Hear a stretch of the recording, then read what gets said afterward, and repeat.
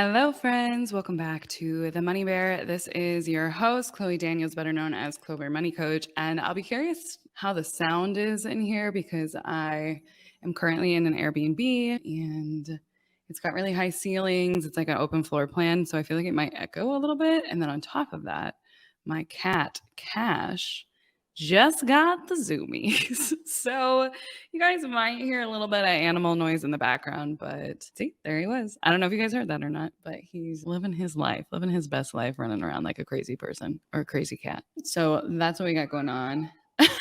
That's him.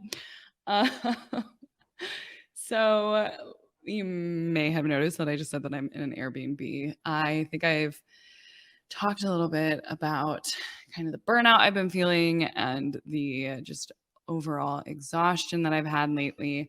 And I think part of it is in due to the fact that I've got so many things going on, obviously, but I have not spent a day alone since October. And while I'm like 60% extroverted, I would say I'm at least 40% introverted.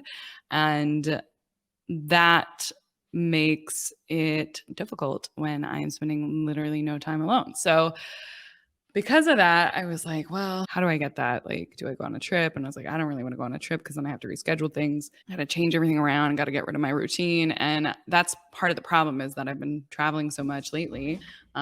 Cash is on the table now. He's got the devil inside of him. His nickname is Cashifer because it sounds like Lucifer. And he's off the table again.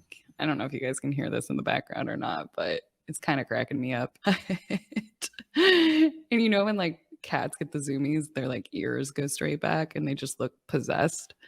That's where Cashifer is at right now.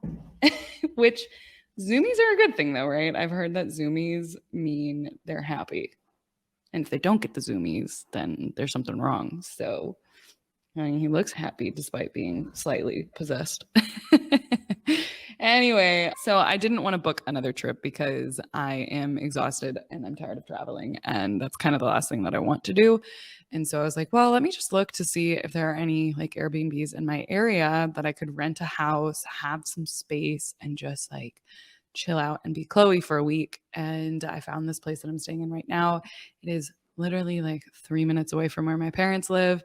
It is this beautiful cabin with just like walls of windows and overlooking the woods behind it. And it's been so peaceful. It's got a fireplace that's like an automatic fireplace. It's got this nice Bluetooth speaker that I don't know what it is. It's a Killish or a Kill. I can't read what it is, but it's a nice Bluetooth speaker. And like I've been spending my evenings hooking up my phone to the Bluetooth speaker, playing music, reading, and putting the fire on. And I got to tell you, that is my version of paradise. So it's definitely been helpful in terms of just making me feel a little bit more balanced while things are crazy right now. And yeah, I guess that's kind of my life update. I felt kind of silly considering paying as much as I did for a place because it's like, well, clearly you have a place, but I think the lack of ability to spread out and have my own space, it's just Cash, what are you doing? I'm over here. You're not lost. I swear, he like goes into other rooms and like starts yelling like that because I think he's looking for like his other cat friends that are at my parents' house. And he's like Bastion, Misha, Coco, this isn't funny anymore. He's fine, I promise. Oh my goodness, this man just zoomed right on over the couch. Apparently, this is what the life update is that I've got a cat that is adjusting to to being an only cat, and I'm not sure if he likes it yet. I will say he is like the reason I think I'm probably going to end up buying a house is because I want to be able to get him a cat friend. And I'm not sure from a renting perspective if places allow you to like have two cats and a dog. So we'll see what happens, but I might look at buying a place once. I mean, I would like to wait until interest rates go down because interest rates are so high right now, like 6-7%. And I would rather not pay 6-7% on a house. Granted, I know you can like refinance in a couple of years after you purchase, but that costs money too. So anyway, that's just, yeah, that's the life update. That's what's been going on. I had mentioned that I felt silly for, spending this much money on a like place that I could chilling for a little while, and that's why I took to Instagram and posted the question that was like, how much would you spend on your own mental health? And honestly, the answers that I got were so encouraging. So, Cash, what are you doing? What are you doing? Come here. Cash. He's just lying on the floor, yowling. And of course, when I say Cash, come here, Logan's like, yes, ma'am, I will be right there. So, anyway, let's get to the money tip this week. I can't remember if I have covered this before or not. I know I haven't covered it on a quick tip episode. So, many of you ask me, like, Chloe, I get that I need to invest, but what do I invest in? And the answer is I can't tell you what to invest in. I'm sorry. I know it would be so easy for me to just say, you should go buy this and this, even though I know literally nothing about you. I don't know your risk preference. I don't know what you're currently invested in. I don't know. I know nothing about you. But what I can do is educate you on some of the things that you can start looking into to see if they're a good fit for you or not. And one of those things is a 3-fund portfolio, sometimes a 2-fund portfolio, and we'll talk about the differences. But essentially, a 3-fund portfolio was founded by Jack Bogle. The idea was founded by Jack Bogle, who is the founder of Vanguard. And Vanguard is kind of the OG of index funds. When you think of index funds, it's pretty hard to not think of Vanguard. But the 3-fund portfolio was this idea that you can have an incredibly efficient investing portfolio that is going to do better than most people who are like trying to actively trade, because essentially the 3-fund portfolio gives you instant diversification. It gives you thousands upon thousands of stocks, including international and US. And it also gives you some exposure to bonds.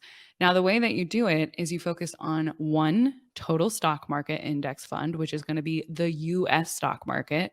Fidelity and Vanguard both have their own versions of total stock market index funds. But when you see total stock market index fund, if you're in the US, that means it's going to contain all the different stocks, or at least a representative sampling of all of the stocks inside of the US or in the US market. And the total stock market, the one that I have seen that has the most stocks inside of it is VT-SAC. That one has almost 4,000 different stocks inside of it, if I remember correctly. So VT-SAC is Vanguard's total stock market index fund. They also have VTI, which is the ETF version of it. And both of them contain thousands upon thousands of US stocks inside of them. But the key thing to note is that 75-ish% of those funds are focused on the S&P 500. So even though it's got thousands upon thousands of stocks inside of it, it's mostly focused on large cap stocks, just because it's a representative sampling of the whole US stock market. And the whole US stock market, a large share of it is the large cap indexes or the large cap stocks. So that is the total stock market index fund. A 3-fund portfolio, one of the funds that you would have inside of it is something like VT-SAC, VTI. This, my friends, is the perpetrator. I don't know what he's doing. I don't know why he's being so dramatic. Why the hell does Zoomy so bad? What's going on? What's going on? Are you okay? He's like, I'm not okay, Mom. I miss my friends.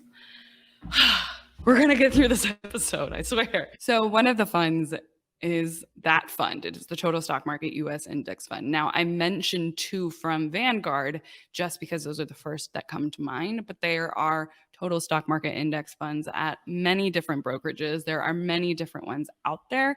Vanguard is just one of probably the oldest and one of the ones with the lowest fees. You can also look at Fidelity. Fidelity has FZ Rocks, and they also have, I think it's FSKAX. You'll have to fact check me on that, but I believe that's their other total stock market index fund. So those are 2 brokerage options right there, with 2 different total stock market index funds in each of them. And again, the idea is that these are index funds because we want to be paying low fees. We want to make sure that we're not, paying any fees that are not necessary, because if we're paying fees, then that is eating away at the returns that we are getting. And we don't want that. Now, the second component of a 3-fund portfolio is a total international index fund. Now, you already know what a total US index fund is, so I'm gonna guess you can guess what a total international index fund is if you are in the US. So a total international index fund is essentially the same thing as a total US stock market index fund, except for it's going to contain all of the stocks not in the US, all the stocks outside of the US that are publicly available. And again, it may be a literal all of the stocks, or it may be a representative sampling, but the idea of a total international index fund is for it to perform according to how the international market is performing. So, with that, with just two funds, we're looking at having every single stock in the world inside of it. Every single stock that you can own is inside just two funds. Now, some people will stop there. Some people will not continue. So, we had talked a little bit about total international index funds. I also wanted to shout out those options at Vanguard as well. So, again, Vanguard, OG when it comes to index funds, but there are international index funds out there that are not Vanguard International Index Funds. The Vanguard International Index Fund, that is a mutual fund, is VTIAX. That's the Vanguard Total International Stock Market.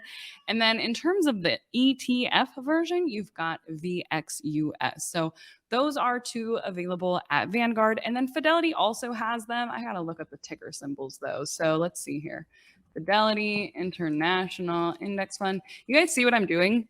I'm literally using the words that I'm explaining to you to then go look up the fund.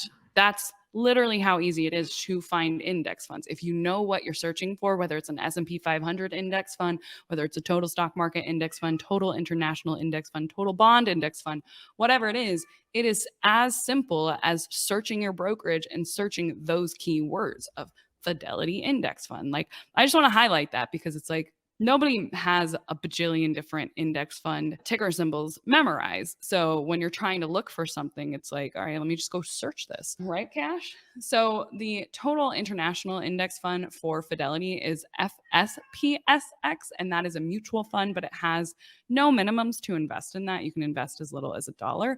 But then they also have FTIHX. So you've got those two options as well.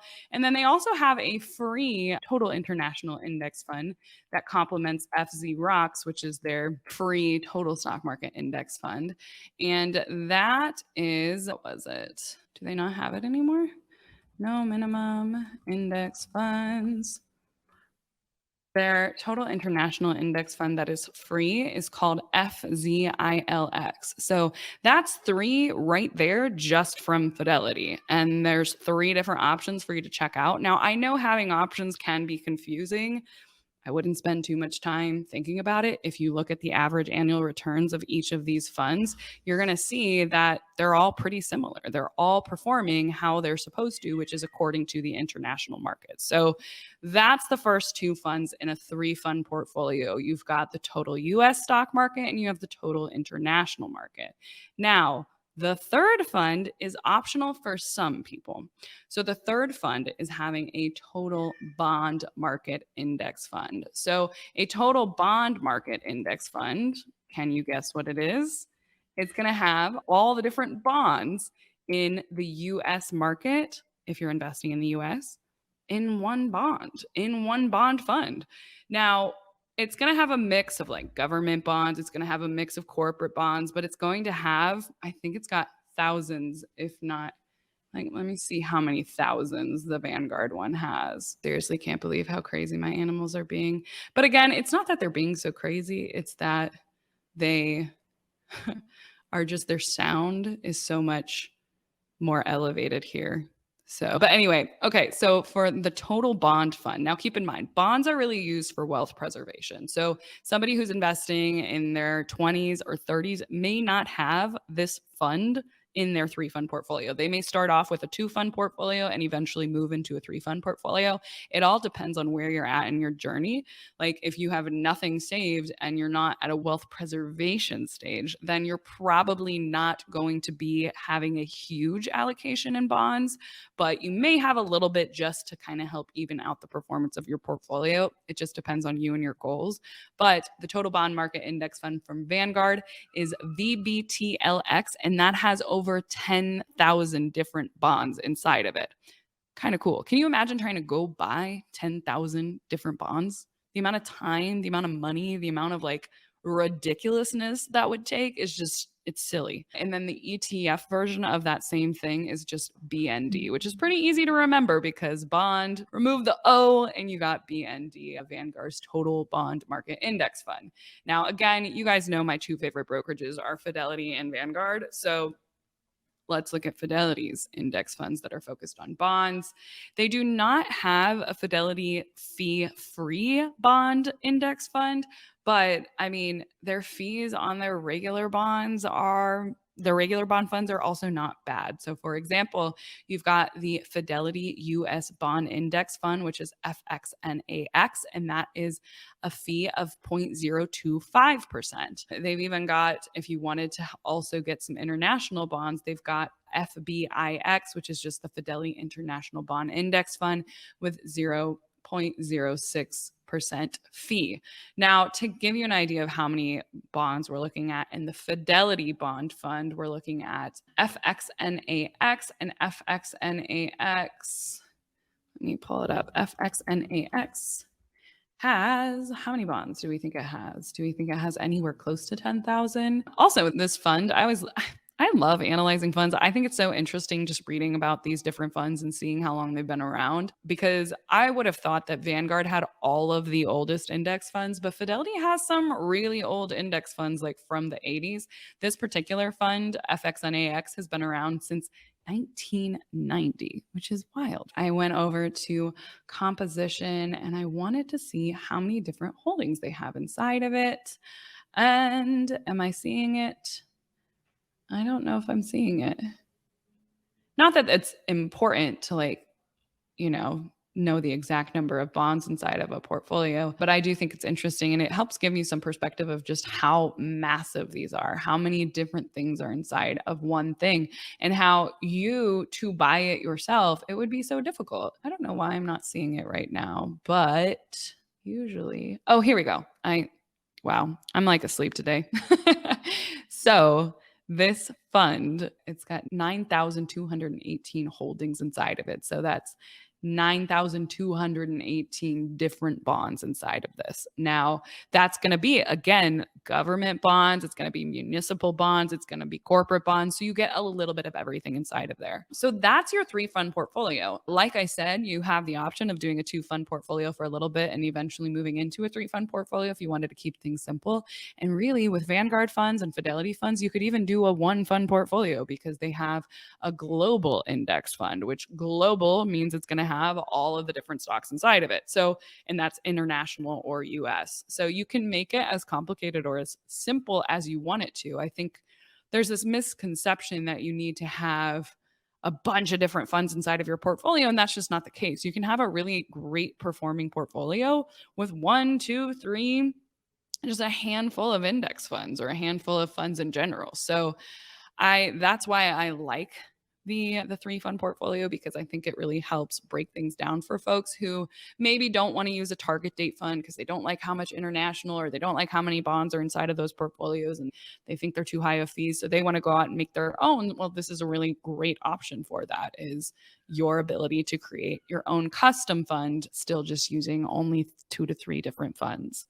So again, just to go over that, since I know this episode was a little chaotic with my cat and dog and the laundry going on. Lesson learned, I'm not going to do podcast episodes in an open space again.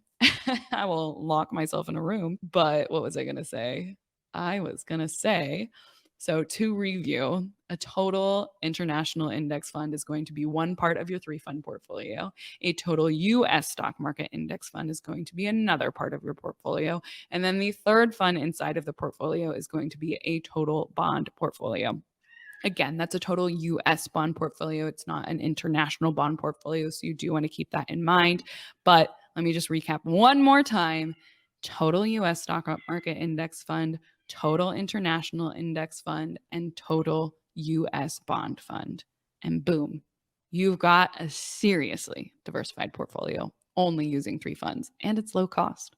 So I hope that's helpful. I hope you were able to understand, despite the chaos of cash being cash right now. And yeah, I like to help give people ideas on where to start their research. And I think that this is a really good place to start, especially, like I said, if you're not interested in using a robo advisor or a target date fund and you're just kind of like in the process of learning how to customize and manage your own portfolio. This is a great way to get started. So that's all I got for you guys today. I'm going to go deal with my possessed cat now. I'll talk to y'all later. Bye. Thank you so much for listening to the Money Bear podcast. If you've made it this far, do us a favor, take 2 seconds, rate, review, and subscribe. It seriously means the world to me. And if you just take a second to do that, I will appreciate you endlessly. And if you do, let me know on Instagram and I'll thank you personally. So, got that. And of course, since we were talking about anything financial on this show, please note that nothing on this show is intended as financial advice. I don't know you, unfortunately. And because of that, I cannot tell you what to do with your money. You got to work with a financial professional who knows your situation, who is preferably a fiduciary. And keep in mind that everything that we talk about on this podcast is for education and entertainment purposes only. It's all my opinion. So, there's that. If you want to see our full terms and conditions, head on over to the show notes. And while you're there, we've got free resources for you to get started on your money journey down in the show notes as well, including a free guide to help you with your budgeting templates and budgeting tutorials and investing 101, understanding the different accounts that are out there. All that good stuff is inside of my free guide, which is also available at thelazyinvestorscourse.com/guide. And if you're ready to take our relationship to the next level, I am also hosting a monthly investing class. And that investing class, you can find the times we're offering it this month at thelazyinvestorscourse.com/webinar. That link is in the show notes as well. And that's where you have the chance to meet me live and ask those money questions live. It's a good time. We've had over 20,000 people as of recording this join or register. And yeah, it's always nice to meet you guys. So I hope to see you there. Again, all that is available down in the show notes. So thank you again for coming and listening. I appreciate you, and I'll see you next week.